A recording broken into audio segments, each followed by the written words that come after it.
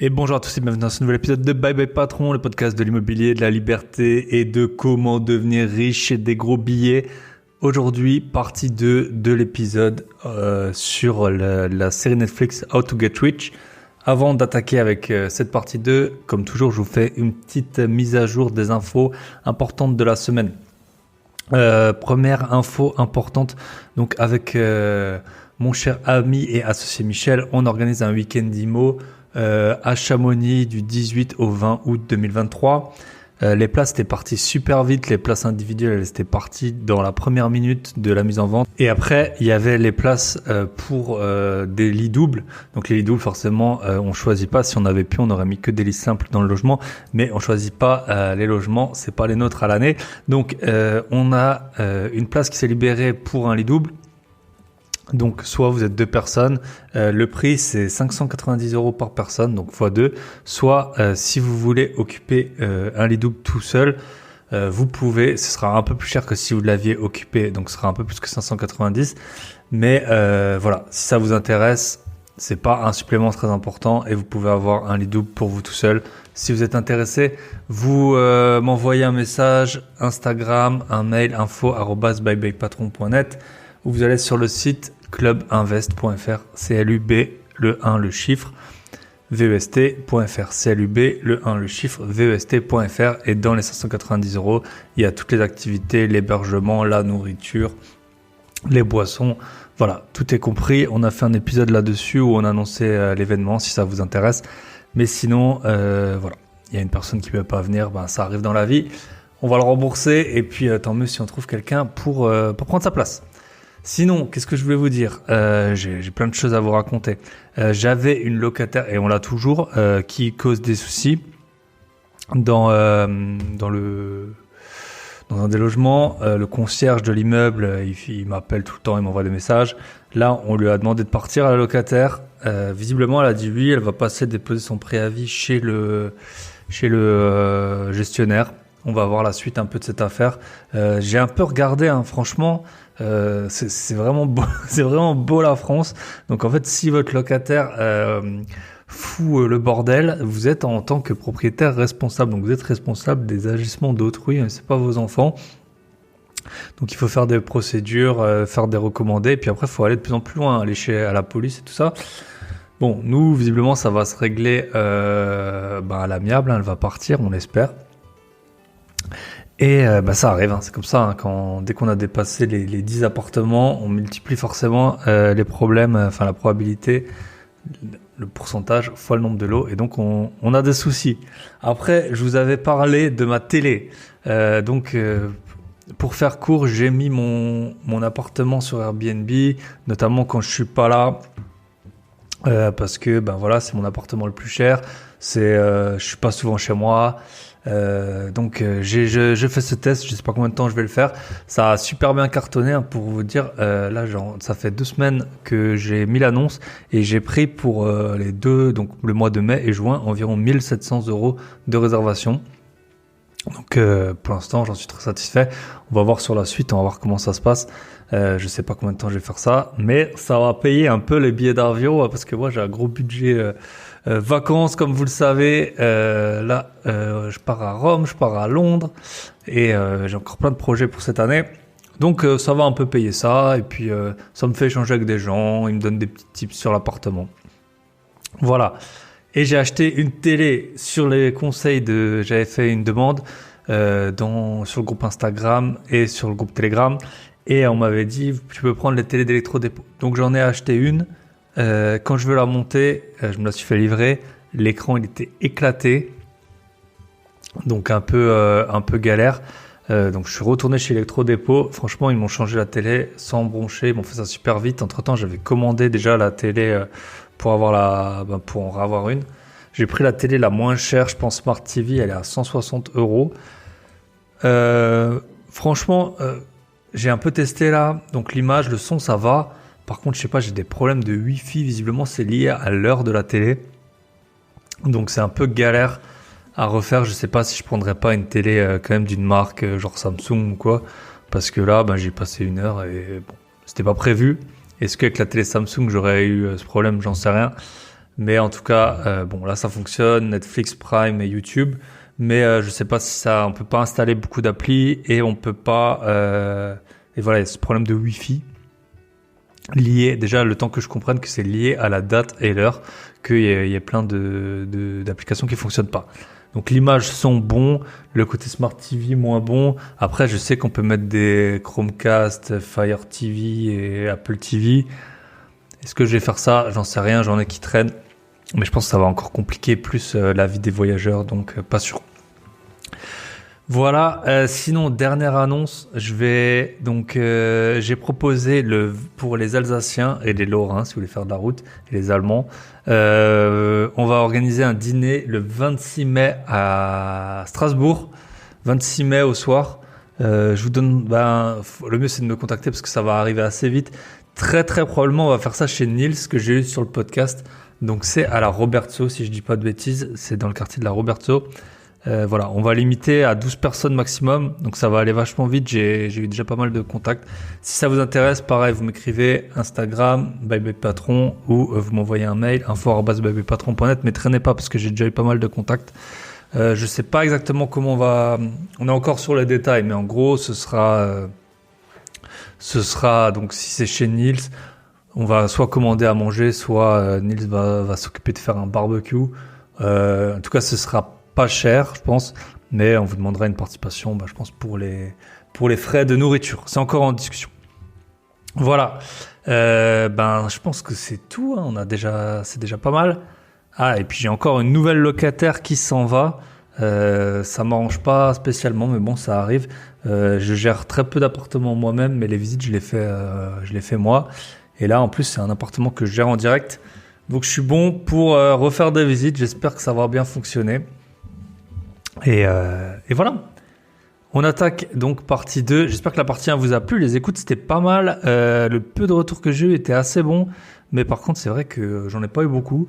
J'ai pas eu beaucoup d'avis non plus sur Apple Podcast. Mais bon, c'est pas la peine de s'acharner. Vous savez ce que vous avez à faire si jamais. Par contre, sur Spotify, j'ai pas mal de notes. Et on peut commenter les épisodes sur Spotify. J'ai eu aucun commentaire pour l'instant, je crois. Et voilà. Et comme toujours, Club Invest. Donc vous le savez, avec mon associé, on accompagne des investisseurs. Si vous voulez investir, que vous êtes débutant, si vous avez moins de 10 lots, on va dire, on peut vous aider assez facilement. Vous nous écrivez, vous avez les coordonnées. Si vous voulez, donc j'ai des formations pas chères, on n'est pas là pour vous. Nous, on vit pas des formations, on n'est pas là pour vous escroquer. Une formation sur comment négocier les biens immobiliers, une petite formation sur comment avoir un dossier bancaire en béton qui a été validé par des banquiers eux-mêmes et une formation sur le podcast si vous voulez lancer votre podcast. Pas forcément sur l'IMO, sur l'IMO il y a déjà du monde, mais je pense sur plein d'autres sujets ça peut être hyper intéressant de lancer son podcast si on a une passion, surtout dans un sport ou dans l'art ou que sais-je, les centres culturels. À mon avis, avec un podcast, vraiment il y a de la place pour l'instant. Comme on le dit, on a l'impression YouTube et tout. Maintenant, les YouTubeurs sont bien en place. Les podcasters, il y a encore de la place. Donc voilà, tout ça, ça se passe sur mon site. Et aussi, vous pouvez m'appeler pour discuter d'un sujet. J'ai tout le temps des questions.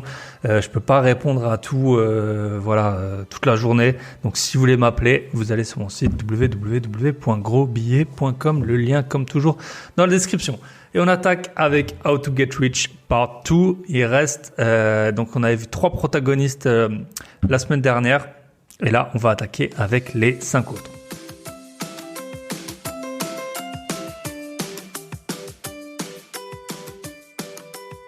Et voilà, on est reparti avec How to Get Rich. Donc, si vous n'avez pas suivi l'épisode 2 la semaine dernière, je vous conseille de commencer quand même par cet épisode. Donc, la partie 1 de mon podcast sur l'analyse du show Netflix How to Get Rich. Donc, c'est un show dans lequel un coach qui s'appelle Ramit Sethi, il va rencontrer des personnes qui ont des soucis de finances personnelles, qui ont des objectifs financiers. Il va voir avec elles qu'est-ce qu'il peut faire, comment est-ce qu'il peut améliorer leur situation. Donc, c'est un gros spoil. Bien souvent, je vais vous donner des infos sur le show. Pour avoir déjà enregistré la partie 1, je vois qu'en fait, j'ai vraiment pas trop détaillé le personnage. C'était plutôt, les personnages et tout ce qui se passe. Donc, c'est du spoil, mais vous pouvez quand même regarder le show si ça vous intéresse. Mais en tout cas, voilà, il y a beaucoup de leçons à tirer, je trouve, de ces personnages. Netflix, ils ont des Donc des qualités et des défauts comme tout le monde. La grosse qualité, je trouve, de ce show, c'est vraiment d'avoir pu prendre des personnes très très différentes qui ont des situations très très différentes. On attaque donc avec la 4e protagoniste. Elle s'appelle Sofina. Sofina, elle a été gymnaste pendant 15 ans et elle a même fait les Jeux Olympiques. C'est vrai que c'est toujours impressionnant, je trouve, de voir un athlète en dehors de sa zone de génie ou de son environnement pour lequel il est connu. Donc elle gagne $60,000 par an et elle a 27 ans. Donc comme je le disais dans le premier épisode, c'est toujours assez impressionnant les salaires des... Alors ok, aux États-Unis, il n'y a pas autant de charges sociales et tout ça, mais de voir, elle a 27 ans, elle gagne $60,000 par an. Je pense qu'en France, il doit y avoir maximum 5% des gens qui ont 27 ans qui gagnent 60 000. Ça fait 5 000 € par mois. Ouais, c'est assez rare. Donc voilà. Et ce qui lui arrive, alors c'est un peu romancé, je suppose, comme toujours, c'est qu'elle a acheté un appartement et elle estime qu'il est trop cher pour elle. Il lui coûte $2 300 par mois. En fait, elle n'arrive pas, elle voudrait voyager, elle voudrait faire plein de choses, et elle n'arrive pas à voyager et à faire tout ce qu'elle veut parce que l'appartement lui coûte trop cher. Un autre point qu'il y a, c'est que elle n'a pas d'eau chaude depuis le départ parce qu'il y a des travaux à financer, et vu qu'aux US, ils n'ont pas un copec de côté, ils peuvent pas... elle peut pas payer un plombier. Enfin, en tout cas, c'est dans l'histoire, c'est comme ça que c'est indiqué. Elle peut pas payer un plombier et donc ça va coûter plusieurs milliers de dollars d'après ce qu'elle sait. Et donc, elle prend des douches froides depuis, je crois que c'est genre 7-8 mois. Et voilà, un autre point dont elle n'avait pas conscience au moment d'acheter son appartement, c'était que les charges de copro n'étaient pas inclus dans le remboursement de l'emprunt. Alors bon, ça, j'espère que vous le savez, vous. Bon, comme toujours, c'est un show télé, on ne sait pas ce qui est vrai, ce qui est faux, etc. Les leçons que j'ai retirées de Sofina, donc elle est déjà très contente, elle a pu acheter à 27 ans un appartement. C'est vrai qu'un très bon moyen de s'enrichir dans l'immobilier, que ce soit même pour en achetant votre résidence principale, mais on va voir que c'est pas forcément toujours la bonne option, c'est d'acheter le plus tôt possible. Donc 27 ans, c'est tôt, mais en même temps, on peut aussi acheter à 22-23 quand on commence, si on a fait un bac plus 5, on commence à bosser, on peut directement acheter. Donc voilà. Quel est le problème? Donc en fait, elle, son appartement, il lui représente une trop grosse partie de son loyer, de ses revenus en fait. Donc voilà, $2 300, il parle. Alors je sais pas si c'est avec ou sans les charges. En tout cas, les charges, elles sont de $470 au début et après ça devient même $515. C'est un appartement, enfin on voit, je pense que c'est en Californie, il y a une piscine, etc. Voilà, là, c'est un point, donc depuis que je suis investisseur immobilier, surtout en France, c'est le point crucial quand vous achetez des appartements, surtout dans les endroits où l'immobilier est pas cher. Il faut vraiment regarder le montant des charges, c'est la base de la base de la base. Qu'est-ce qui est inclus dans les charges ou non? Typiquement, le chauffage, parfois le chauffage, il est collectif dans les charges, parfois il est individuel, donc soit c'est au gaz avec une chaudière, souvent dans la cuisine, soit électricité. Et donc, ça, c'est vraiment le point essentiel qu'il faut regarder quand vous achetez un appartement. Surtout en France, les loyers, vous pouvez pas louer non plus, enfin, plus que 1 000 € charges comprises, ça commence à être compliqué, peu importe l'appartement que c'est, sauf peut-être en région parisienne.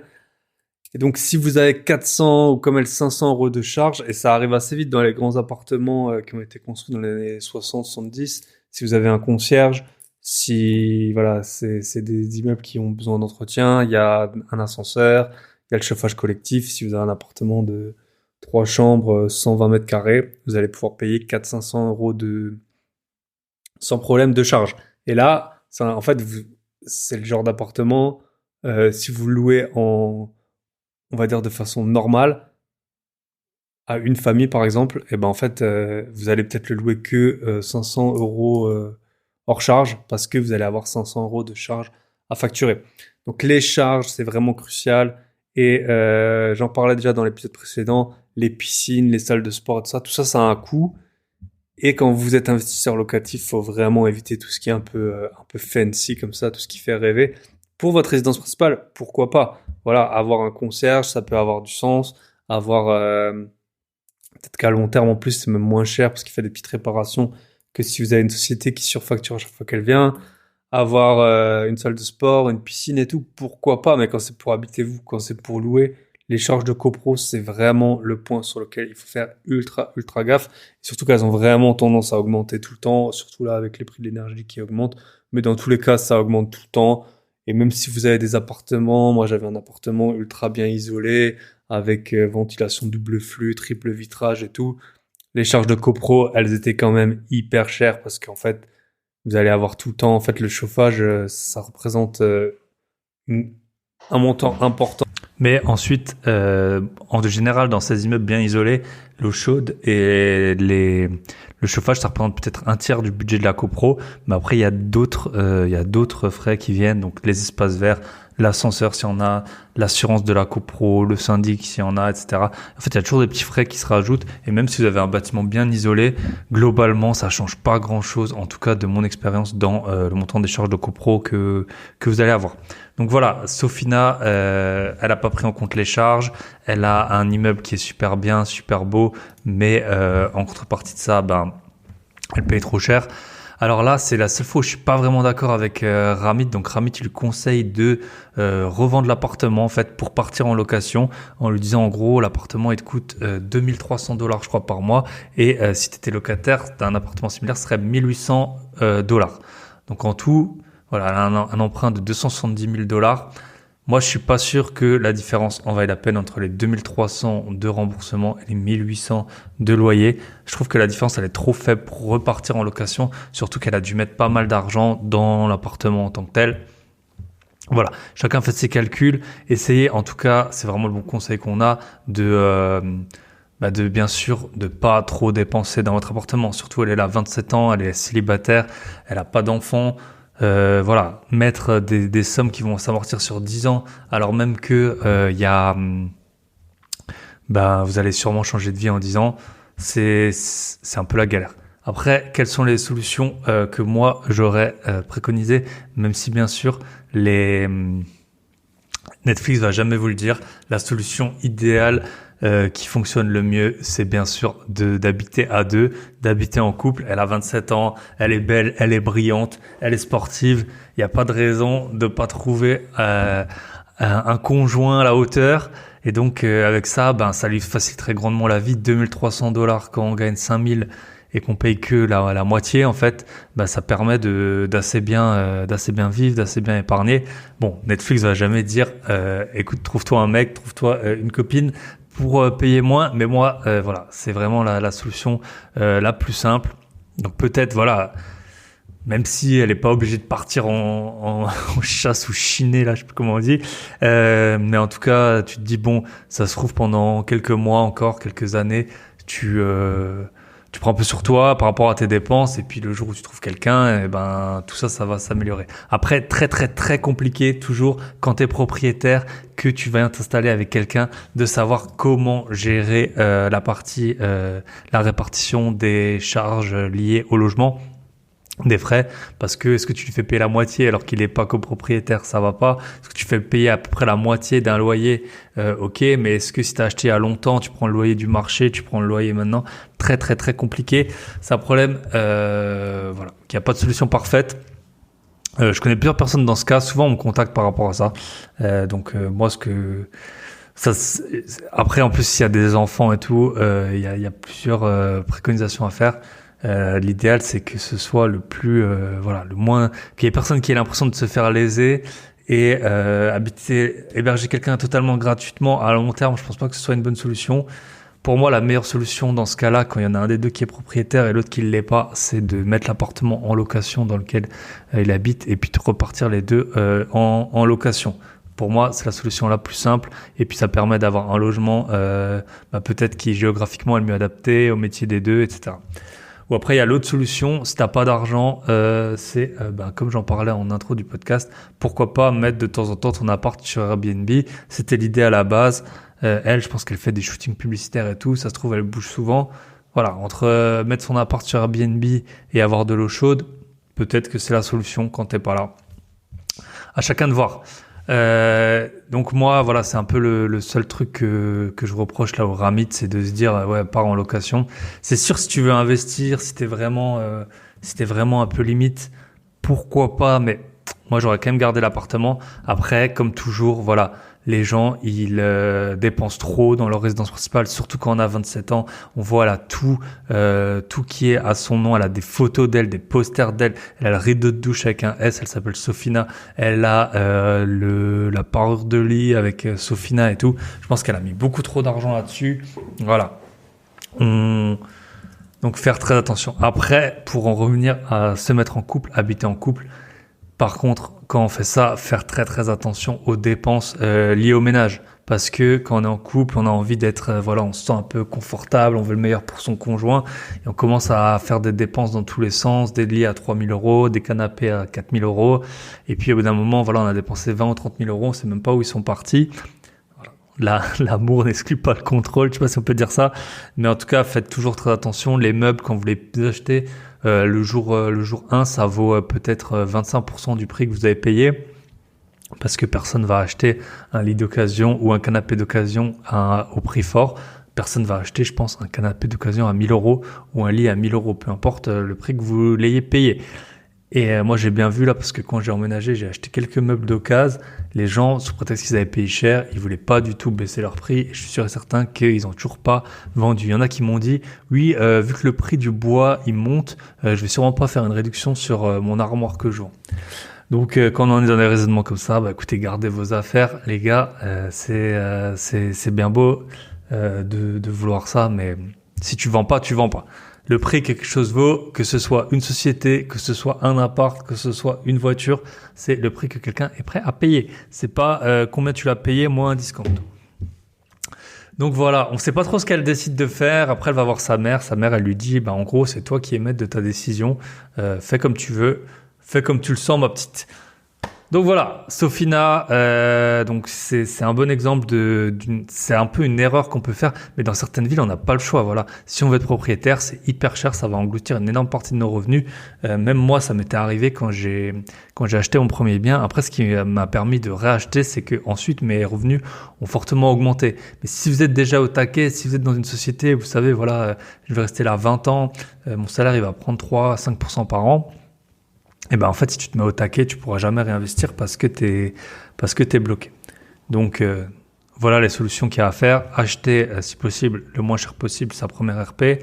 Sinon, acheter quand t'es à deux, ça peut forcément aider. Mais ne pas s'emballer en mode, on nous prête 700 000 €, on va acheter une maison à 700 000 €. Et troisième solution, si t'as pas d'eau chaude parce que t'as pas d'argent. Après, c'est un peu le serpent qui se mord la queue. Si t'as pas d'eau chaude, tu peux pas mettre ton appart sur Airbnb. Donc voilà, à la limite, peut-être prendre un prêt conso pour régler ça. C'est pas idiot, hein. C'est pas un prêt conso pour acheter une télé chez Electro-Dépôt. Donc voilà, prendre un prêt conso, faire les travaux et puis ensuite rembourser les travaux en louant de temps en temps sur Airbnb. Ça peut vraiment être pas mal. Voilà, on a fini avec Sofina, on attaque avec Franck. Franck, 5e protagoniste. Alors, 5e protagoniste en la personne de Franck. Je vous le cache pas que cet épisode, peut-être que vous allez l'entendre, il a été enregistré en 2 fois, à quasiment une semaine d'écart. La première partie, je l'avais enregistrée tout de suite après la première partie de l'épisode 2. Je l'avais enregistré tout de suite après la première partie de l'épisode 1. Et puis ensuite, j'ai eu plein de choses à faire. Et donc, ça s'est mis en pause pour des petites semaines. Donc voilà, Franck, 5e protagoniste. Alors ce que j'ai retenu de Franck, alors franchement, il est super drôle. Quand l'émission elle commence, il est en train de faire un brunch. Tous les dimanches, il fait un brunch. Ça boit du champagne, ça mange, ça picole. Tout le monde se chambre. Ils ont l'air vraiment de bien s'amuser. Visiblement, ces brunchs, ils coûtent $200 à chaque fois, chaque semaine. Donc ça fait un bon petit budget. Comme d'hab, il est en mode de surconsommation à fond. Qu'est-ce qu'il a d'intéressant, ce Franck? Alors, le premier, il a une dette de $237 000 qui est liée à son crédit étudiant, $237 000. Et si j'ai bien compris, les métiers qu'il exerce, il a 2 métiers. Il en a un dans le social et je pense qu'il est un peu une sorte de psychologue. Ça, je suis plus sûr. Mais en tout cas, voilà, il a 2 métiers. Comme souvent, aux États-Unis, on voit les gens, ils ont 2 métiers. Après, aux États-Unis, il y a pas mal je dis pas ça pour tous les métiers, mais il y a pas mal de métiers où en fait, c'est juste de la présence. Quand vous allez, par exemple, visiter à New York l'Empire State Building ou Rockefeller Center, tu vois que tu as 3 mecs pour te montrer quel escalier prendre. Tu sors de l'ascenseur, il y en a 2 qui t'indiquent vers où aller et tout ça. Il y a pas mal de jobs avec très peu de valeur ajoutée. Je sais pas si vous le savez, mais la France, c'est un des pays qui a la plus haute productivité du monde par heure. Parce qu'en fait, en France, on a fait le choix, je sais pas si on peut dire qu'on a fait le choix, mais en gros, tous les gens qui travaillent, ils génèrent pas mal de PIB. Et puis en fait, on a plein de gens qui travaillent pas. Alors qu'aux États-Unis, il y a beaucoup plus de gens qui travaillent. Et donc, la productivité de chaque personne qui travaille, elle va un peu baisser du fait de ces jobs qui sont payés à pas faire grand chose. Au Japon, c'est pareil, vous avez des vieux qui, je sais pas, ils ont au moins 80 ans, ils vous aident à sortir du parking avec une lampe. Donc tout ça, c'est des gens qui travaillent, mais qui ont pas des boulots ultra prenants, en tout cas intellectuellement ou même physiquement. Et donc je pense que c'est pour ça qu'il y en a qui arrivent à avoir deux boulots. Enfin, je sais pas, ou alors il y a quelque chose que j'ai pas compris, mais faire à long terme, travailler 15-16 heures à fond, je vois pas comment c'est possible. Mais bon, à moins que ce soit le week-end, voilà, moi je travaille tous les jours, ou quasiment, ça va, j'arrive à tenir le coup comme ça, mais faire 15 heures par jour, donc 2 boulots, ça je sais pas trop comment on fait, mais il y en a qui font ça, et d'ailleurs j'ai eu un candidat locataire il y a pas longtemps, qui faisait ça, qui était livreur Ikea, et qui en plus était, qui faisait de la sécurité, dans les stades de foot et dans des événements comme ça. Donc j'ai demandé quand il dormait pas beaucoup, mais il était jeune et vigoureux. Mais à mon avis, à long terme, tu peux pas tenir comme ça. Et puis il faut peut-être mieux chercher un boulot 2 fois mieux payé que bosser 2 fois plus. Bref, en tout cas, ce Franck, il a une dette de 237 000 $, alors qu'il a des métiers qui ont pas forcément, j'ai l'impression, qui nécessitent pas forcément beaucoup d'études. Alors il a choisi, visiblement aux États-Unis on peut faire ça, de pas rembourser cette dette. Donc il a une dette, il la rembourse pas. Par contre, en fait, ça lui a complètement dégradé son scoring bancaire et donc il a un taux d'intérêt de 12 ou 13% sur sa voiture, là où d'autres protagonistes ont des taux de 3%. Donc en fait, ne pas rembourser les dettes, ça va vraiment dégrader à mort sa note de crédit et dès que tu veux t'endetter, eh ben ça te coûte beaucoup plus cher. Alors là, en France, on a la chance de pas payer les études ou très peu, ou les écoles d'ingénieurs ou les écoles de commerce. Là, ça peut coûter dans les 10 000 € par an, de ce que j'en sais, 10-12 000 peut-être. Mais voilà, c'est souvent que 3 ans. Après, t'as les autres dépenses, mais on n'arrive pas à des montants comme ça, plus que des sommes à 6 chiffres, de ce que j'en sais. Là où c'est un mauvais calcul et là où c'est le problème en France, c'est qu'ensuite t'es mal payé. Moi, j'ai eu un locataire ingénieur chez FH, qui est quand même une grosse société. Il gagnait 1 700 € par mois. Donc 1 700 € par mois, ok, il était jeune, il sortait d'école, mais pour rembourser une dette de plusieurs dizaines de milliers d'euros, compliqué. Et là où je pense que la France, c'est pas forcément un bon calcul qu'elle a fait, en tout cas pour ce type de profil, c'est qu'il y a beaucoup de gens à l'étranger. Moi, je suis à l'étranger, j'ai beaucoup de personnes, des Français qui sont venus parce que en fait, ils avaient un crédit étudiant à peut-être 500 € par mois, et donc c'était leur important, c'était de gagner le mieux possible leur vie pour pouvoir en fait rembourser cette dette étudiante. Parce que si tu gagnes 1 700, que tu as 500 € à rembourser par mois et que tu travailles à Paris, voilà, tu as fait ingénieur, tu es content, une fois que tu as payé ton loyer, il te reste 200 €. Donc c'est pour ça qu'il y a des gens qui partent en Suisse, qui partent à Singapour ou que sais-je, même en Belgique, pour rembourser leur crédit étudiant en France. Donc, un peu idiot pour le pays, mais bon, c'est comme ça. C'est pas la première fois qu'il y a une mauvaise décision qui est prise par rapport aux étudiants. Idem, là en ce moment je voyais, j'ai vu il y a 10 jours qu'il y a un étudiant en médecine, il y a tellement de déserts médicaux en France que il y a un étudiant en médecine qui s'est fait sponsoriser, on va dire, ses études par une commune en Bretagne. En gros, il a dit, vous me payez mes études de médecine et en contrepartie, je m'engage à travailler pendant 7 ans dans votre commune en tant que médecin généraliste. Donc voilà, c'est beau. Moi, je me souviens quand j'étais étudiant à Strasbourg, il y avait 1700 candidats en médecine pour 250 places. On savait déjà depuis 20 ans qu'il n'y avait pas de médecin. Et puis ils ont ouvert doucement les places. Je crois que maintenant il n'y a plus de numerus clausus, mais il y a quand même pas beaucoup plus de monde qu'on arrive à former. Bravo les gars, en sachant que c'est pas parce qu'il y a 2 fois plus de médecins que ça va coûter 2 fois plus cher à la Sécu. On va pas aller 3 fois chez l'ophtalmo par an juste parce qu'on n'attend pas pendant 1 an. Donc bref, tous les systèmes ont leurs avantages et leurs inconvénients. En France, tu payes pas, mais du coup, t'es un peu captif, on va dire. Et aux États-Unis, tu payes super cher. C'est quand même des dettes de malade, quoi. 237 000 $. Commencer la vie avec ça, c'est quand même vraiment pas glorieux. Si c'est pour devenir, je sais pas, neurochirurgien à 30 000 € par mois ou 30 000 $ par mois, ça va. Mais si c'est pour faire un métier comme lui, il doit tourner à 4-5 000 $ par mois. et où il n'avait pas forcément besoin de faire des études aussi chères pour y arriver. C'est quand même un peu dommage. Ce qu'il a de particulier, ce Frank, c'est qu'il a gagné une télé-réalité. Alors je crois qu'elle s'appelle The Circle. Personnellement, je connaissais pas. Il a gagné une télé-réalité Netflix, je crois que c'est The Circle, $150,000. Il avait déjà reçu $75,000 desquels il avait dépensé une bonne partie. Et ensuite, il allait recevoir de nouveau $75,000. Et puis c'est un peu pour ça qu'il avait fait appel au coach. Et c'est pas idiot parce que franchement, quand on reçoit de l'argent, moi ça m'est arrivé quelques fois dans ma vie de recevoir des sommes d'argent importantes, un peu tombées du ciel, notamment en vendant des appartements. Et franchement, on a tendance, on a beau, et j'étais déjà formé les fois où, enfin, j'avais déjà des apparts, je savais déjà comment faire, j'avais déjà pas mal d'argent en bourse. Mais quand on touche comme ça des sommes importantes, c'est très très compliqué à gérer. Je sais pas pourquoi on essaye de faire des nouveaux trucs. Et par exemple, j'avais mis un peu d'argent. Alors ça, c'est pas forcément le pire investissement que j'ai fait, mais sur une plateforme Mintos, là, c'était des prêts entre particuliers. Et en fait, il s'est avéré qu'il y a eu plein de changements. Le truc, ça avait l'air solide. J'ai pas vraiment perdu d'argent, mais j'en ai pas non plus vraiment gagné parce que il y a eu des contreparties qui ont. Donc en gros, vous prêtiez de l'argent était censé être assuré, même si les prêteurs ne remboursaient pas, vous deviez avoir des garanties, sauf que les garanties, comme souvent dans ces domaines, ça paye. Enfin, il arrive aussi des problèmes aux garanties. Donc, pour être transparent avec vous, je crois que j'avais mis, tiens, c'est marrant, j'en ai jamais parlé de cette histoire.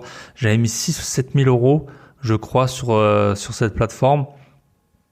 Et ça m'a généré en un an à peu près 700 euros d'intérêt, je crois, entre 700 et 800.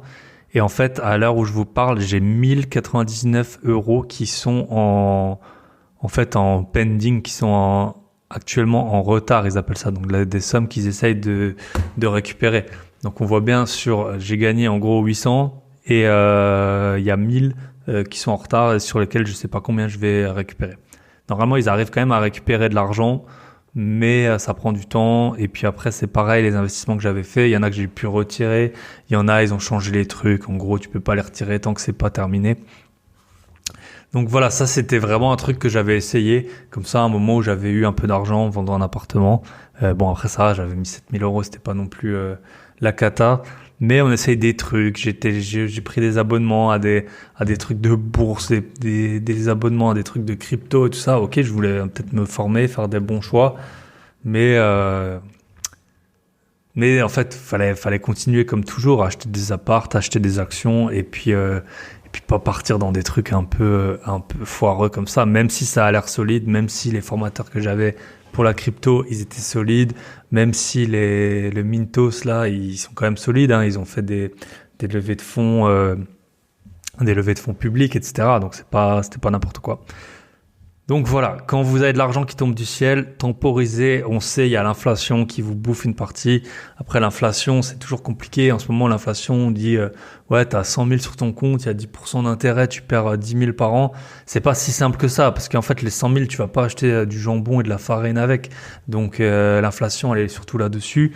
Et puis, en fait, peut-être qu'à l'inverse, quand il y avait que 2% d'inflation en France et que l'immobilier, il en prenait 10, et ben c'est là où on perdait vraiment de l'argent.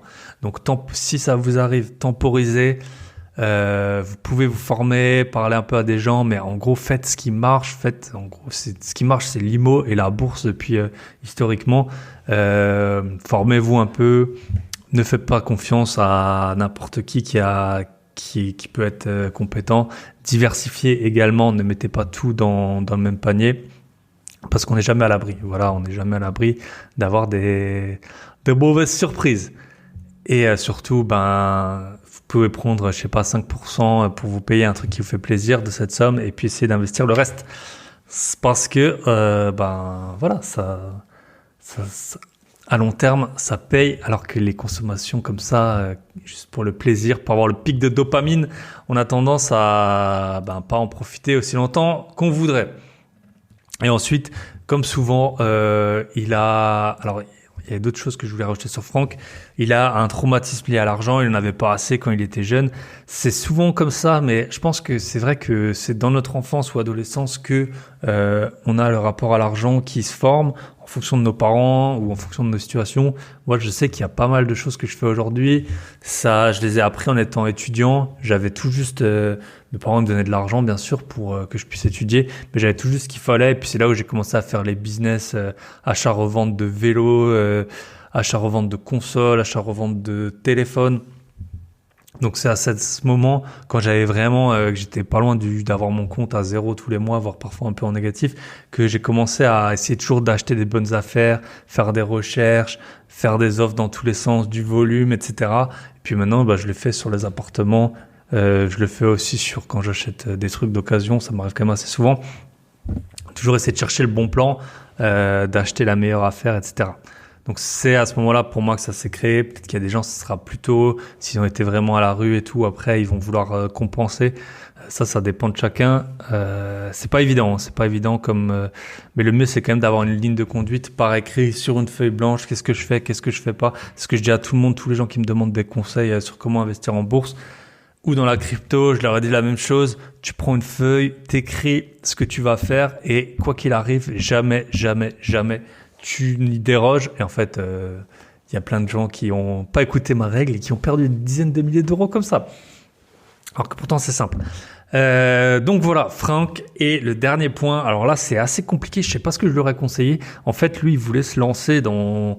Bon, il est quand même bien corpulent, hein, le Franck, hein, notamment quand on voit ses brunchs. Et en fait, il voulait se lancer en tant qu'Instagrammeur pour des plus size. Là, je sais plus comment on appelle ça, des mannequins plus size. En fait, des mannequins qui sont pas en surpoids, hein, clairement. Et en fait, alors là, quand il dit qu'il va quitter un de ses emplois, les gens, ils sont assez sceptiques. Moi, je pense que c'est le moment ou jamais. Voilà, là, il a les deux télé-réalités. Sur Internet, il y a de l'argent. Il a, voilà, la fame qu'il a maintenant. Il l'aura pas dans 5 ans ou dans 10 ans. Peut-être que c'est le moment, justement, aux États-Unis, sachant que c'est simple de retrouver un emploi. Si je devais le conseiller, je pense que je lui dirais quand même, vas-y, tente ta chance sur Instagram, tente ton truc. C'est maintenant ou jamais, et puis ensuite tu verras bien. Puis peut-être que justement les 75 000 $ qu'il va toucher, ça peut lui permettre de vivre le temps de tenter un peu cette expérience. Mais c'est pas évident quand les gens ont des boulots stables. Il est quand même assez bien payé, je sais plus, 4-5 000 $ par mois. C'est quand même compliqué de lui dire de quitter, mais les réseaux, on le sait, même moi je vois juste le podcast, le temps que ça peut prendre. Ça prend un temps fou de travailler sur Internet, c'est un vrai boulot, même si on voit une vidéo de 20 minutes par semaine et on se dit... Ouais, le gars, il bosse pas. 20 minutes par semaine de vidéo, ça prend souvent des jours d'enregistrement, d'écriture et de montage. Donc voilà. Moi, j'aurais envie de lui dire, tente ta chance. Et c'est pour ça, en fait, qu'il faut avoir de l'épargne de côté, de l'épargne de précaution que lui, il a pas. Mais si ça peut vous arriver. Voilà. Si t'as un peu d'argent de côté, que t'es plus content dans ton boulot, que t'as une opportunité comme ça qui s'offre à toi.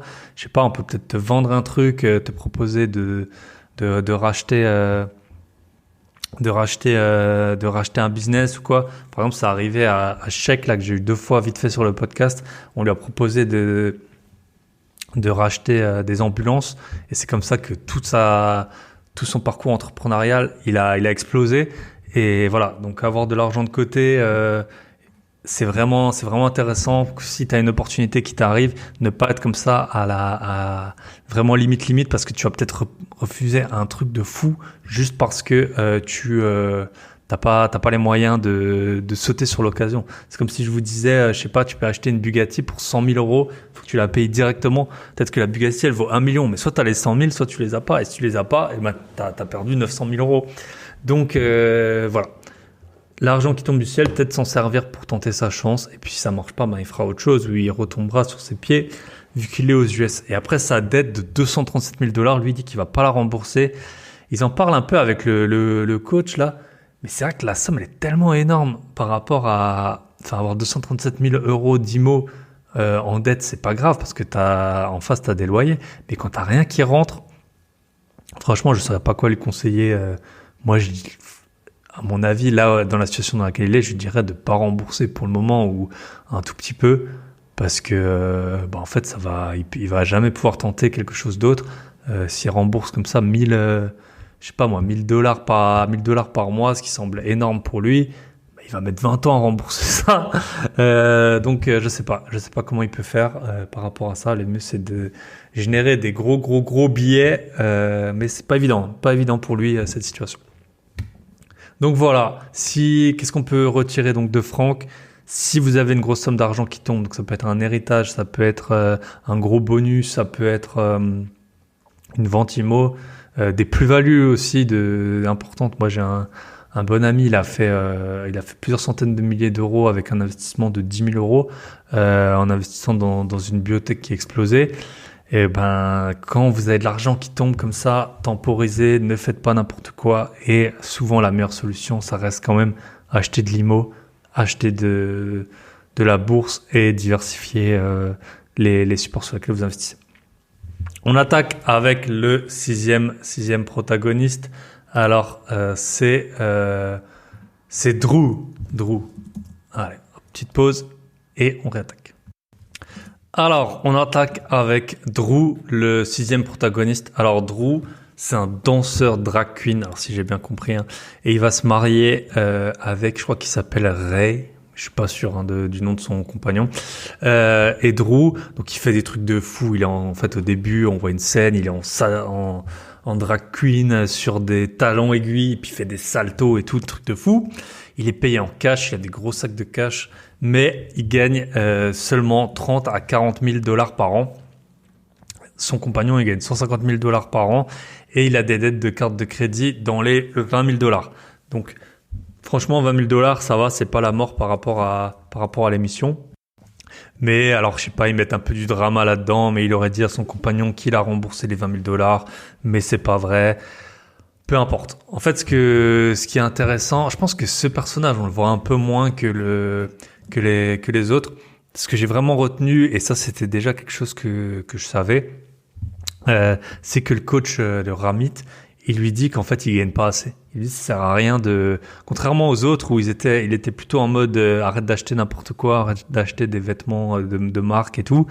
Là, c'était plutôt, il lui dit, tu gagnes pas assez, 30-40 000 $. C'est vrai que je pense que c'est celui qui gagne le moins de l'émission, là. Et, il lui dit, tu gagnes pas assez, faut que tu trouves un autre boulot mieux payé. Donc, c'est ce qui fait ça. Il se passe pas mal quand même de temps avant qu'il postule ailleurs, etc. Mais c'est ce qu'il fait et il trouve un métier j'ai noté, c'est Diversity, Equity and Inclusion.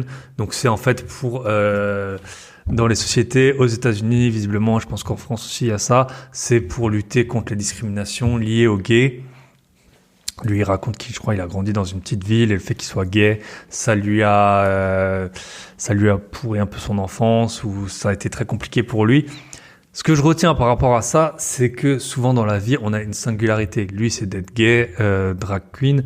Voilà. Après, ça peut être, on peut être grand, on peut être petit, on peut être gros, on peut être venir de certaines régions, on peut avoir un accent super charmant comme le mien. On peut avoir des parents des parents qui sont d'une autre origine et donc parler une langue je sais pas, chinois, arabe ou que sais-je. Et en fait, de cette singularité qui peut être une forme de discrimination dans un sens, en faire une force, ça peut être très très utile parce que vous allez être sur des secteurs de niche où il y a très très peu de concurrence. Et donc lui, maintenant il a son métier qui le paye mal, il trouve un métier qui lui est bien adapté et sur lequel il y a peut-être même pas 10% ou 5% ou 2% des gens aux États-Unis qui pourraient occuper ce poste. Donc grâce à ça, c'est des métiers, il disait qu'en moyenne les gens gagnaient 80 000 $ par an en faisant ce type de métier. Donc très très intéressant, ce que je retiens c'est ça, changer de métier. Moi c'est ce qui m'est arrivé, mon premier métier, je gagnais pas super bien ma vie, je travaillais 60 heures par semaine et ensuite j'ai trouvé un métier qui était payé 50% de plus et où je travaillais moins. Donc oui, ça existe. En fait, l'argent et le mérite, surtout quand on est salarié, ils n'ont pas forcément de lien. Et c'est pas parce qu'on travaille dur qu'on va être payé plus. Parfois, il faut vraiment... J'ai une amie qui me dit souvent, choisir son métier, c'est une preuve d'intelligence. Bah oui, choisir son métier, c'est une preuve d'intelligence. Là, soit il fait des saltos en talons aiguilles et il a mal partout. Je sais pas, il a dépassé la trentaine, je pense. soit il trouve un métier en plus c'était visiblement dans le même groupe, donc son métier là de Diversity, Equity and Inclusion, et grâce à ça, il est mieux payé, il sera dans un bureau et il pourra assez facilement rembourser, quand on gagne $80,000 par an, rembourser une dette de $20,000, c'est faisable. Et c'est pareil un peu dans l'immobilier, en fait avoir une singularité. Par exemple, si vous venez, beaucoup de gens, ça va parler à pas mal de gens, si vous habitez à Paris, vous gagnez mieux votre vie qu'en province, en général, acheter de l'immobilier en province, ça peut être très utile parce que vous avez un meilleur pouvoir d'achat. Donc en fait, votre singularité, entre guillemets, même s'il y a quand même, 11 millions de personnes en Île-de-France, mais votre singularité d'être mieux payé, ça va vous permettre d'acheter de l'immobilier, en fait, de vous démarquer des autres gens dans d'autres régions, notamment si vous venez d'une région un peu lointaine. Vous n'avez pas les investisseurs parisiens qui investissent, qui sont sur ce créneau. Idem si vous venez d'une ville un peu...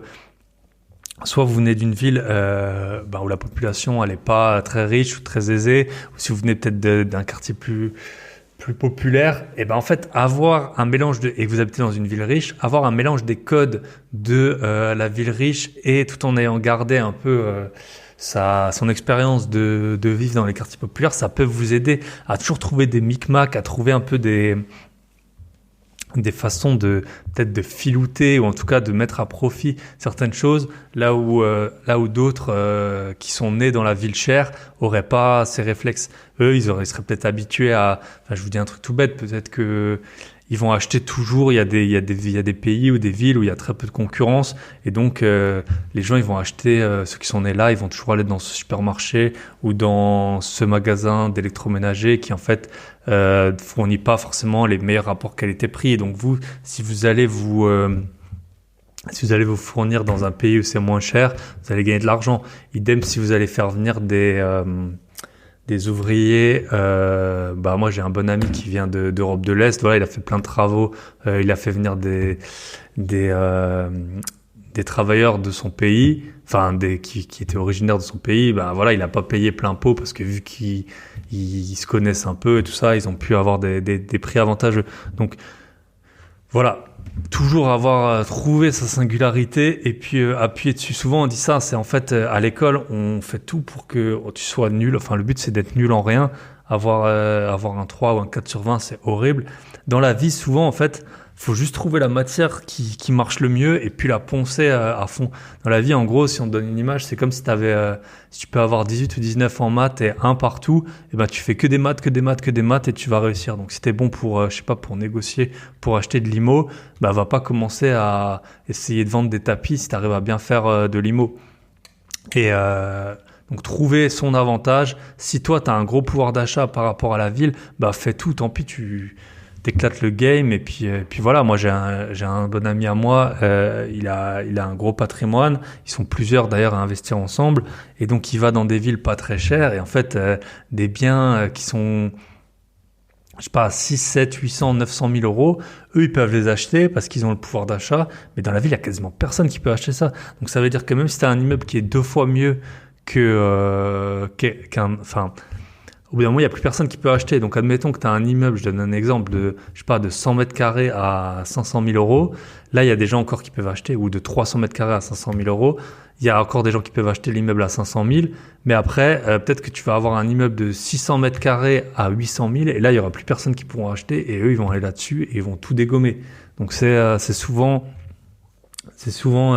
trouver sa singularité, alors que peut-être dans d'autres villes, t'es à Paris, t'as 800 000 euros, t'as 30 acheteurs qui viennent pour acheter ton appartement. Donc, adapter son pouvoir d'achat et ses compétences à son marché ou trouver le bon endroit sur lequel avoir ses compétences et ses singularités t'aide, je trouve que c'est vraiment un bon point. Donc voilà, pour Drew, c'est tout ce que j'avais à dire. Donc, trouver sa singularité, essayer de la poncer à fond. Et c'est tout bête. Par exemple, si tu parles une autre langue, ça peut vraiment t'aider si tu es créateur de contenu. Combien t'as de gens qui s'en servent. Même moi, quand j'étais étudiant, il y avait une Tunisienne, je m'en souviens, elle avait écrit quasiment tout son... Alors maintenant, on pourrait capter, mais elle avait repris un mémoire écrit en arabe. Elle a quasiment tout traduit elle-même et puis elle avait réécrit ça. Donc peut-être que ça, vu qu'elle avait pas de papier européen, ça a été plus compliqué pour elle de trouver un logement. Mais en contrepartie, elle a pu voilà, faire de sa spécificité une force ou un avantage. Donc c'est souvent comme ça dans la vie. Et ensuite, ben voilà, trouver un métier mieux payé, utiliser votre singularité. Et puis après, avec votre conjoint, j'ai pas d'avis s'il faut parler du fait que vous avez 20 000 euros de dette ou non. C'est 20 000 euros, c'est pas 200 ou 500 000. Voilà, chacun fait ce qu'il veut, c'est pas indispensable. L'autre, il gagne 150 000. Voilà, c'est pas, pour lui, ça va pas être un point clé d'avoir que son conjoint ait 20 000 euros de dette. Puis après, si t'as 150 000 dollars par an, en général, tu sais faire les calculs, tu sais combien ton mec il gagne.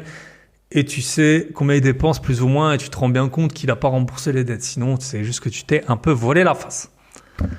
On attaque les septièmes protagonistes. Là c'est un duo. Enfin, c'est un couple en fait. Sarah et Reggie.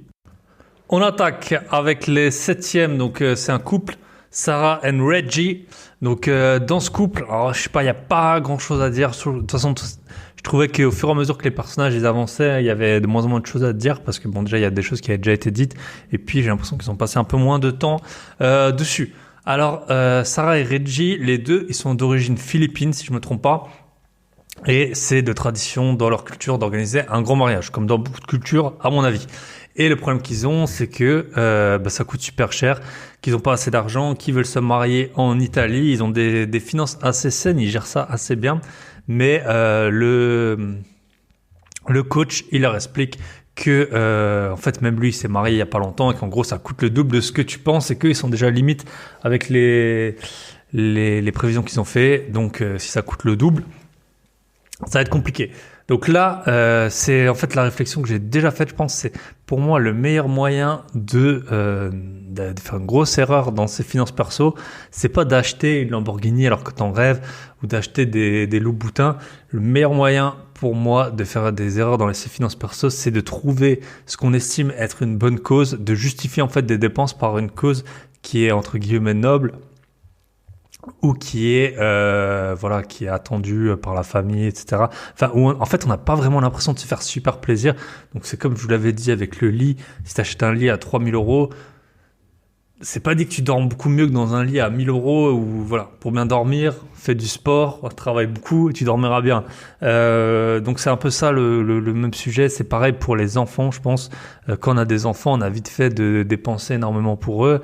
Mais en fait, faut savoir faire la part des choses. C'est pas ne rien dépenser pour ses enfants, mais c'est pas parce que c'est ton enfant que tu dois dépenser 4 fois plus que de raison, quoi.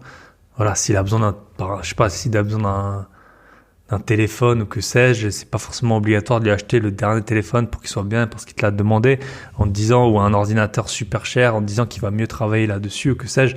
Voilà. Les enfants, je sais pas si c'est un bon exemple, mais dans beaucoup de choses dans la vie, en gros, on s'auto-convainc parce que c'est pas vraiment pour nous. On n'a pas l'impression de mal dépenser son argent. Donc là, ça peut être le mariage. Voilà, ça peut être donc ses parents, des dépenses qui à la base ont l'air d'avoir un bon fond. Et souvent, on dépense énormément pour ça. C'est pareil, voilà, pour une maison, résidence principale, on se dit qu'on va y rester longtemps, on dépense sans compter. Je dis pas qu'il faut pas dépenser, mais il faut compter. Faut pas dépenser sans compter, en mode on sera bien, ce sera mon cocon. Et voilà, avec ma femme, on va s'aimer pour toute la vie et on vendra jamais, et on restera toujours ici. Et du coup, ça vaut la peine de dépenser beaucoup. Alors que les trucs ils vont peut-être se dégrader, se démoder certainement, et puis les événements de la vie vont faire que peut-être vous allez devoir déménager. Si vous avez 2, 3, 4, 5 enfants, est-ce que vous prenez les mêmes décisions que au moment où vous avez acheté votre appartement juste pour votre femme et vous, si vous avez une opportunité professionnelle, que sais-je. Voilà, il y a plein de choses dans la vie qui peuvent arriver qu'on n'a pas prévues, donc ce qu'il faut c'est prévoir l'imprévisible. En tout cas, pensez toujours quand vous faites des grosses dépenses, combien il reste. En fait, c'est ça je pense la question qui est indispensable. Si tu t'achètes une Porsche 911 aujourd'hui, tu te dis, t'as l'impression que c'est une dépense de fou, En fait, pour l'instant, les Porsche, elles gardent leur code. Donc, en fait, c'est pas vraiment une grosse dépense. Alors qu'à l'inverse, si tu t'achètes un truc, ben voilà, un lit, typiquement, un lit, et ben, t'as l'impression que c'est une dépense raisonnée de dépenser 3-4 000 euros pour ton lit. En fait, ton lit, à partir du moment où tu l'as acheté, il vaut presque plus rien. Les gens, ils vont pas dépenser pour acheter, pour dormir dans le lit dans lequel t'as dormi et dans lequel t'as conçu peut-être tes enfants. Et donc, voilà, pour leur mariage, ils n'ont pas assez d'argent, donc je crois ça me vient comme ça. Je crois que Ikea, ils ont fait une pub, ils disaient qu'un enfant sur 10 dans le monde ou en Europe, il avait été conçu dans leur lit. Voilà, c'était leur fierté. Alors, visiblement, c'est dur à démontrer, mais je crois qu'ils vendent effectivement un lit sur 10 en Europe. En tout cas, pour en revenir à leur mariage, qu'est-ce qui se passe? En fait, là où je trouvais ça intéressant et on peut en parler, c'est qu'ils voulaient à la base tout autofinancer, ne pas demander d'argent à leurs parents. Et puis en gros, le Ramit, il leur explique que ce serait bien quand même de demander. Et en fait, les parents, alors déjà, il y a un bon truc, c'est qu'ils demandent pas, ils posent pas la question, est-ce que vous accepteriez de nous donner de l'argent pour notre mariage? Donc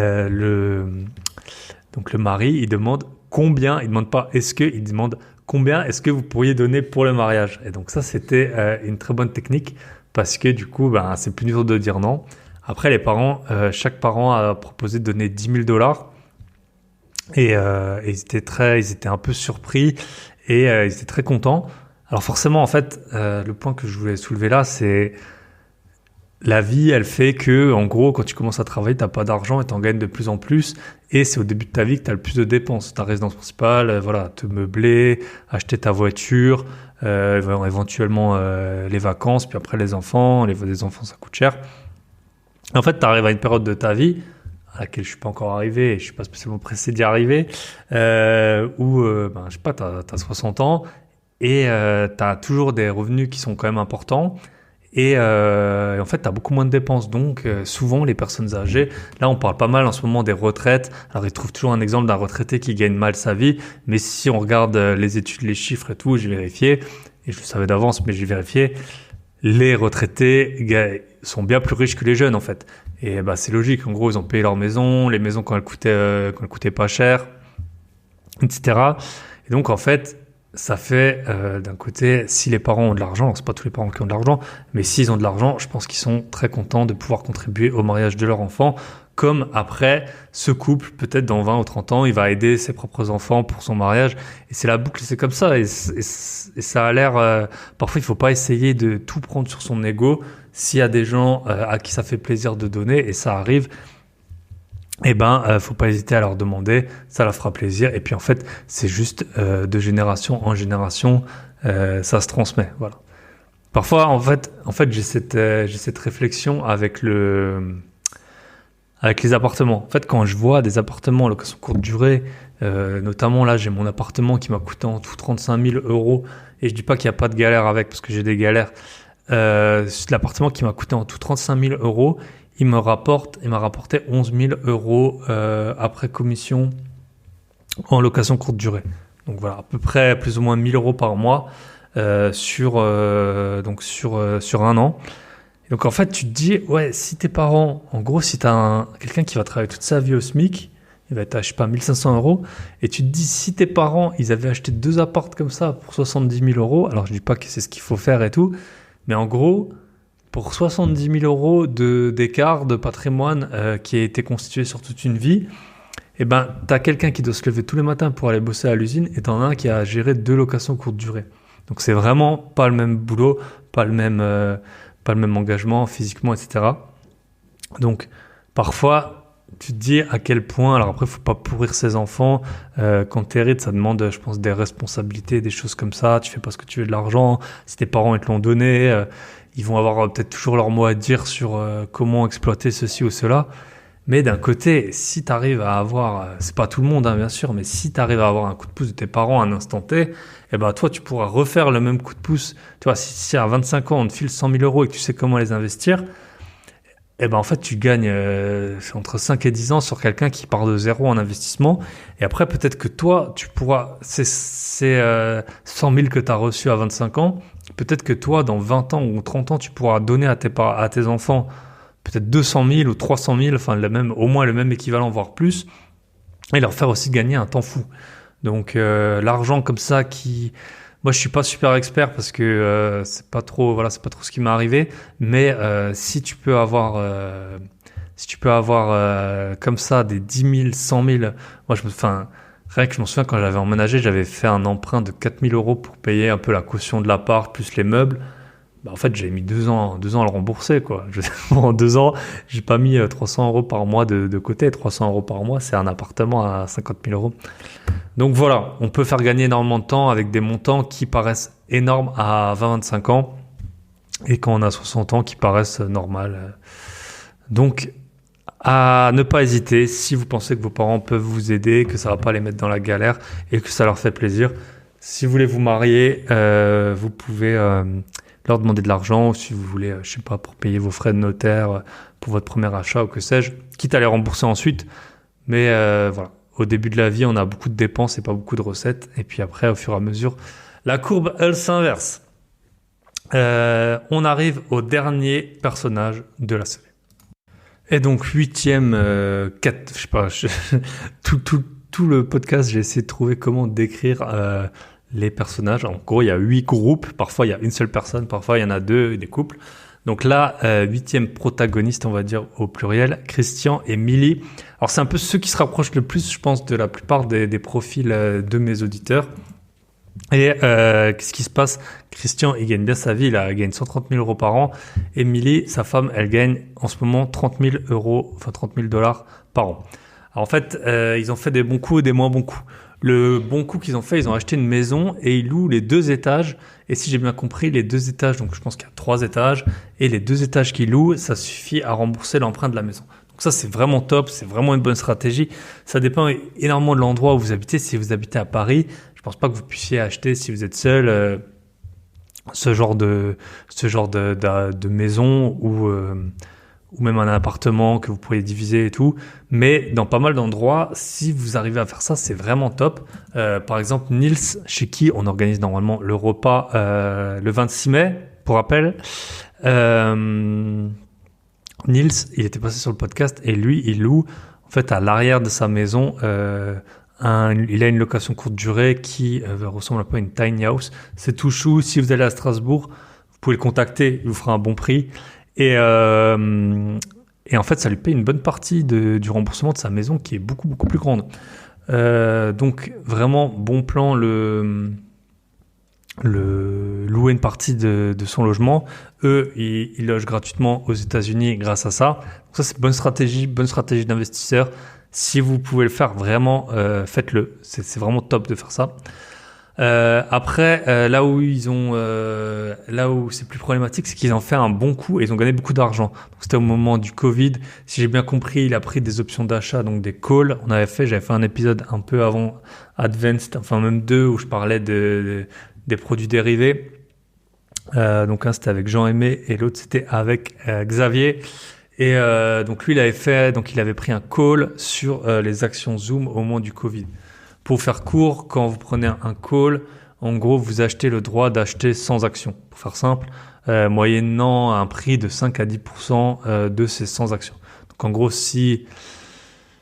comment vous décrire ça facilement? En gros, si les actions elles valent 100 et que 100 actions à 100, ça ferait un total de 10 000 euros. Donc vous, si vous vouliez acheter les 100 actions, vous devriez poser 10 000 euros. Et là, peut-être que pour seulement 500 euros, vous avez le droit d'acheter dans 1 ou 2 mois ces 100 actions. Et donc ce qui se passe, c'est que si ces actions prennent de la valeur, eh ben vous allez profiter, en n'ayant mis que 500 euros sur la table, vous allez profiter de toute la prise de valeur. Donc si les actions, elles passent par exemple de 100 à 200, ou de 100 à 200, et ben en fait en ayant mis 500 euros sur la table, vous allez gagner 100 euros de plus-value fois 100 actions, de nouveau 10 000 euros. Alors que donc ça vous fait un rendement de fois fois 20 si je dis pas de bêtises, alors que si vous aviez acheté en mettant les 10 000 euros, vous auriez aussi récupéré 10 000, mais en fait ça vous aura fait un rendement que 2 fois 2. Par contre, à l'inverse, si le cours il est stable ou il baisse, vous perdez les 500 euros. Donc si les actions explosent, c'est le meilleur moyen de gagner énormément d'argent. Je crois qu'il y a un gars, si je dis pas de bêtises, je fais une petite pause. Donc je vous la fais courte, c'est un Indonésien qui s'appelle Leo Kogan. Si je dis pas de bêtises, c'est un fanboy, ils disent que c'est un fanboy de Elon Musk. Et donc Leo Kogan, grâce à des stratégies, alors il avait quand même déjà de l'argent, il avait quelques dizaines de millions, mais grâce à des stratégies sur des calls long terme, donc parce que les calls ont des dates d'expiration, il a pu engranger énormément d'actions de Tesla. Alors apparemment il en a 12 millions, et une action Tesla, combien ça vaut? En plus il y a eu des splits et tout, donc je sais pas si c'est 12 millions à 167 $. Donc, voilà, on est pas loin des 2 milliards, je pense, 2 milliards de dollars d'actions Tesla qu'il possède. Donc, en tout cas, c'était avec des calls je crois qu'il avait mis un truc genre 50 millions sur la table. Et j'avais lu l'histoire. C'était un article en anglais, un anglais assez poussé. Mais, si ça vous intéresse, donc, Leo Kogan, lui, il a fait une fortune avec Tesla. Après, il y en a qui ont fait des fortunes avec Zoom. Là, ils ont gagné pas mal d'argent, 150 000 $, les deux petits là, Christian et Milly, grâce à ça. Et en fait, le problème, c'est qu'après, ils ont voulu refaire ce coup. Et ça, c'est le problème quand on gagne de l'argent rapidement, en fait, par chance, parce que mine de rien, c'était de la chance.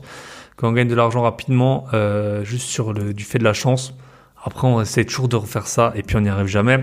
Et donc, ils ont parié sur un truc de DraftKings. Si je dis pas de bêtises, c'est un site de paris.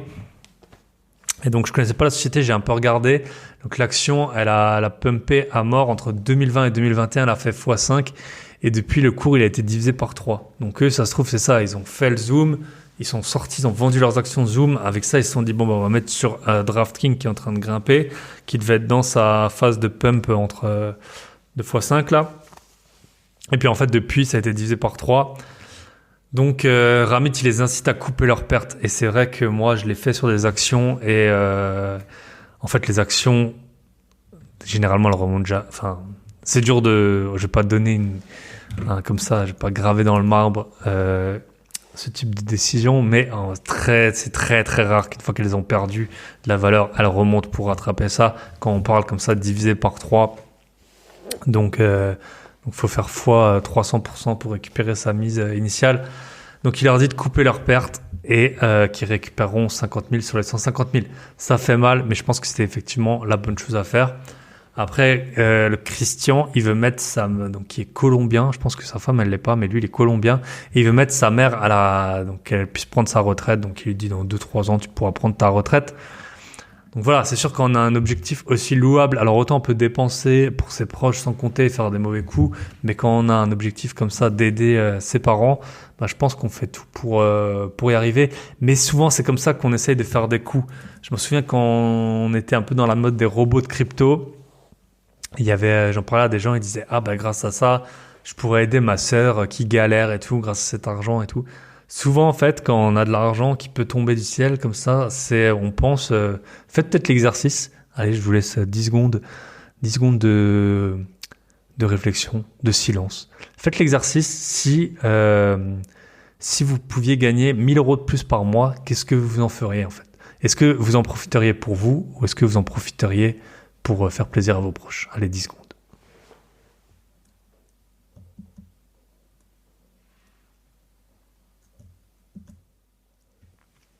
Et voilà, n'hésitez pas, si vous êtes sur YouTube, à me dire en commentaire ou dans le groupe Telegram ou sur Instagram, qu'est-ce que vous auriez fait de ces 1 000 € par mois supplémentaire. Est-ce que vous en auriez profité pour changer de maison, changer de voiture ou pour mieux aider vos parents, votre femme, vos enfants, votre meilleur ami qui n'a pas d'emploi ou que sais-je. Ensuite, donc ça, c'était donc pour Christian, on va dire la partie Christian. On veut aller vite, c'est sûr. Sa mère, je crois qu'elle était femme de ménage, donc c'est sûr que c'est un métier usant. On veut la sortir le plus rapidement possible de là-dedans, mais ça peut nous pousser à prendre des mauvaises décisions. Et après, il y a Milly. Alors, Milly, c'est sa femme. Et le problème, c'est qu'elle fait du MLM. Donc, MLM, Multi-Level Marketing, je pense que ça s'appelle marketing de réseau. On appelle ça en français. Et donc, pour faire simple, de ma compréhension, moi, je suis pas, tout ce que je sais, c'est que c'est du bullshit à mort. Alors, pour vous donner, si vous savez pas ce que c'est, moi, de la boîte que je connaissais, c'était Herbalife qui fait ça. C'est un peu style réunion de Tupperware. Attention, Tupperware, c'est pas du MLM, mais en gros, vous vendez à vos copains, copines, qui eux ensuite vont revendre également à d'autres de leurs proches. En gros, c'est un système pyramidal, c'est un peu comme un Ponzi. Et souvent, en fait, on est rémunéré non pas sur les produits qu'on vend, mais sur le nombre de filleuls qu'on a, parce qu'en fait, si on embrigade des gens là-dedans, bah voilà, eux, ils vont un peu vendre des produits, et donc, ou aussi avoir des filleuls qui vont en vendre, etc. Et donc, c'est en fonction de votre nombre de filleuls que vous atteignez les rangs supérieurs de la société. Et c'est hyper dur d'arriver tout en haut de la pyramide pour gagner correctement sa vie. Donc à un moment, je crois pendant un mois, elle était en haut, elle avait 500 filleuls, et elle avait $12,000 par mois. Mais maintenant, elle était redescendue à 3-4 000 $, 3 000, je pense, elle gagnait 30 000 par an, donc même pas 3 000. Donc voilà, les boîtes que je connaissais, c'était Herbalife. Celle, en fait, j'ai regardé le classement. Donc il y a la plus grosse, c'est Amway. Donc c'est nutrition, hygiène corporelle, soins de la peau. C'est toujours un peu là-dedans. Hein. Ensuite, Natura Cosméticos, Herbalife, Vorwerk, je sais pas si c'est allemand, ouais. Articles ménagers, dont la marque Thermomix. Ah ouais, Thermomix, c'est un peu du MLM. Bon là, visiblement, les gens achètent quand même les produits. Et ensuite, Infinitus, c'est en Chine. Donc en fait, ce qu'il faut vous dire, et je pense que c'est un bon moyen de réflexion quand vous pensez avoir vu la martingale, que c'est ce MLM. Moi, c'est marrant, je suis des gens, surtout une fille là sur Instagram, juste pour voir un peu comment ça fonctionne, ces techniques de vente et tout. Et elle vend, on sait même pas ce qu'elle vend. En fait, elle parle du MLM, que c'est génial. On sait même pas ce qu'elle vend. Elle vend juste un lifestyle. Elle est en Polynésie. Elle est à Dubaï. Elle est je sais pas où. Et en fait, elle vend juste un lifestyle. Elle disait, ouais, je suis une businesswoman et tout. Mais t'es pas une businesswoman. Tu vends rien. Tu vends juste ton lifestyle. Et donc, voilà. Si un jour on vous embrigade là-dedans, voilà. Est-ce que la promesse qu'on vous vend, c'est des produits de qualité que vous allez vendre, ou c'est un lifestyle? Si c'est un lifestyle, vous sentez que ça pue à mort, quoi. En France, c'est interdit plus ou moins le MLM, si je me trompe pas, mais voilà, c'est le temps que ce soit identifié, etc. Ça peut poser problème. Et ensuite, la deuxième question qu'il faut vous poser, donc déjà, qu'est-ce qu'on vous vend? Des produits ou ou un lifestyle? Et après, la deuxième question à vous poser, c'est en fait, qui gagne vraiment bien sa vie, parce que vous allez avoir des gens qui vont venir sur scène, qui vont vous dire ouais, je gagne 10, 15, 20 000 $ par mois ou euros. Mais en fait, c'est peut-être du 1 sur 100 ou 1 sur 1000. Et est-ce que vous, dans votre métier, vous pensez que vous êtes vraiment le meilleur? Moi, par exemple, dans les investisseurs, j'estime pas du tout que je suis dans les 1% des meilleurs investisseurs. Je fais de mon mieux, je suis peut-être dans les 20%, j'en sais rien, mais je fais de mon mieux, on essaie de gérer au mieux. Mais c'est pour ça que l'IMO, c'est magique, parce que tout le monde peut gagner de l'argent si on fait les choses correctement. Alors que là, dans ces métiers, c'est vraiment que le tout en haut du panier qui peut gagner sa vie. C'est comme, je sais pas, les avocats dans une ville. Je vais regarder combien il y a d'avocats à Strasbourg. Voilà, à Strasbourg, apparemment, il y a 1100 avocats. Donc, c'est comme si, en fait, il y avait que 11 avocats sur les 1100 à Strasbourg qui gagnaient bien leur vie. Voilà, ça suffirait pas. Les gens, ils feraient pas ce métier. Donc, c'est pareil. C'est toujours la question à se poser. Est-ce que vous estimez que vous pouvez être dans les 1% des meilleurs de votre emploi? Et ben, dans 99% des cas, la réponse, forcément, elle est non. Donc, pour ça, le MLM, évitez à tout prix. Donc voilà, en fait, ce qui marche bien pour gagner de l'argent, je vais vous donner la martingale, c'est travailler, investir en immo ou en bourse, et grosso modo, c'est à peu près tout. Voilà, on arrive au terme de ces 2 épisodes. J'espère que ça vous aura plu. Ça m'a pris énormément de temps à enregistrer, mais surtout à écrire, à retrouver toutes les infos, déjà à regarder la série. Donc j'espère vraiment que ça vous a plu. N'hésitez pas à me faire des retours. Petit rappel, donc on a une place pour le week-end à Chamonix du 18 au 20 août. Donc en fait, on a 2 places. C'est un lit double. Donc vous pouvez venir soit en couple, ça coûte 590 € par personne, ou alors vous pouvez venir tout seul. Et donc vous aurez un lit de place pour vous. Ce sera un peu plus que 590 €. Vous m'écrivez Et c'est Michel qui gère ça, mais vous pouvez m'écrire et puis je vous mettrai en lien avec lui. Et donc repas chez Niels, écrivez-moi rapidement. Je pense que voilà, le podcast sort mercredi soir. On va boucler le nombre de gens qui viendront. Donc le mercredi, ce sera le mercredi 17 mai. Voilà, on aura bouclé ça. Et si vous voulez faire des gros billets, négocier, avoir un dossier bancaire en béton, il y a des gens qui achètent de l'IMO en ce moment. Hein. Ça peut être, il y a des coûts à faire. C'est peut-être pas la meilleure période, mais c'est pas la pire non plus, je pense. Voilà. Si vous voulez négocier, faire des gros billets, lancer votre podcast qui peut transformer votre vie, ou vous voulez m'appeler, vous allez sur mon site www.grosbillet.com et je vous ferai pas l'affront de dire de commenter, liker, partager, commenter. Parce que je vous le dis tout le temps et vous le faites pas tout le temps. Donc voilà, je vous souhaite une très bonne semaine. J'espère que ces épisodes sur How to Get Rich vous ont plu.